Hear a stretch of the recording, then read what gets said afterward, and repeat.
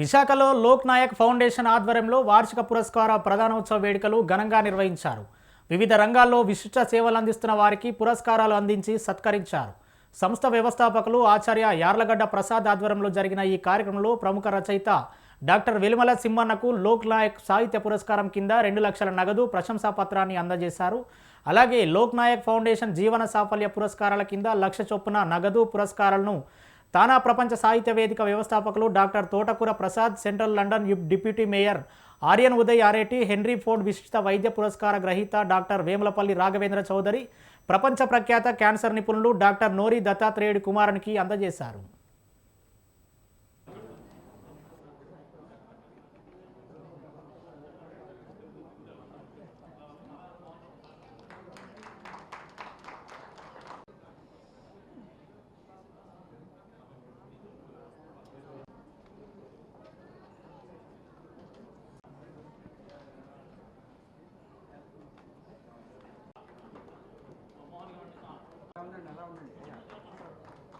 తెలుసుకుని ఎందుకంటే parent teacher కౌన్సిలింగ్లో అక్కడ జరుగుతూ ఉంది ఏమంటే పేరెంట్స్ని పిలిచి వాళ్ళకి టీచర్స్ స్పెసిఫిక్గా చెప్తున్నారు, మీరు ఇంట్లో మీ మాతృభాషే మాట్లాడండి పిల్లలతో.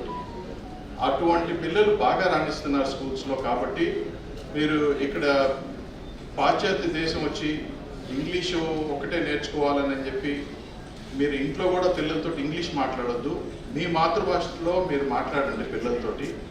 ఆ మాతృభాష మర్చిపోలేకుండా చేయండి, దానివల్ల వాళ్ళు బాగా రాణించగలుగుతున్నారని చెప్పి మాత్రం చెప్తున్నారు. కాబట్టి ఇది ఏంటంటే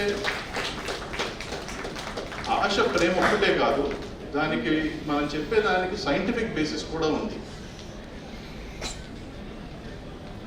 అట్లాగే రెండోది రూట్స్ అంటాం మనం, మూలాలు. దేశ విదేశాల్లో మన వాళ్ళు రాణించే ఎక్కడెక్కడో సెటిల్ అయిపోయి ఉన్నారు. 2-3 జనరేషన్లు అయిపోయిన తర్వాత వాళ్ళ పిల్లలకి ఇక్కడ మూలాలు వాళ్ళు పూర్తిగా మర్చిపోతారు. నేను ఎప్పుడూ కూడా పొలిటికల్ కామెంట్స్ చేయలే. నేను టీవీ డిబేట్లో ఎప్పుడు పాల్గొను. నేను ఒక్కనే మాట్లాడతాను. 10 మంది మాట్లాడినప్పుడు నేను ఉండను.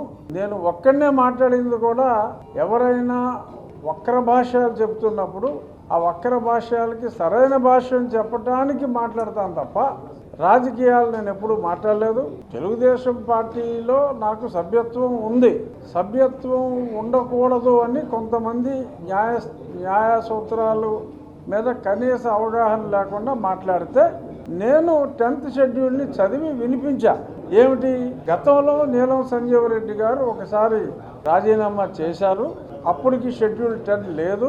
ఆ తర్వాత షెడ్యూల్ 10 వచ్చిన తర్వాత ఎవరైనా ఎన్నికైన పార్టీకి రాజీనామా చేస్తే వారి పదవి పోతుంది. కాబట్టి షెడ్యూల్ 10 ప్రకారం స్పీకరు, డిప్యూటీ స్పీకర్లు రాజీనామా చేసిన వారికి ఆ ఎమ్మెల్యే పదవి కానీ ఎంపీ పదవి కానీ పోదు అని ఒక వెసులుబాటు కల్పించారు. ఆ వెసులుబాటు అర్థం చేసుకోలేక, మరి అది ఇంగ్లీష్లో రాసింది అర్థం కాలేదా, వెసులుబాటు అర్థం కాలేదో తెలీదు, ఎందుకు రాజీనామా చేయలేదు అని కొందరు నన్ను నిలదీసినప్పుడు దాని మీద కూడా నేను క్లారిఫికేషన్ ఇచ్చా. అదొక ప్రొవిజన్ ఇచ్చారు.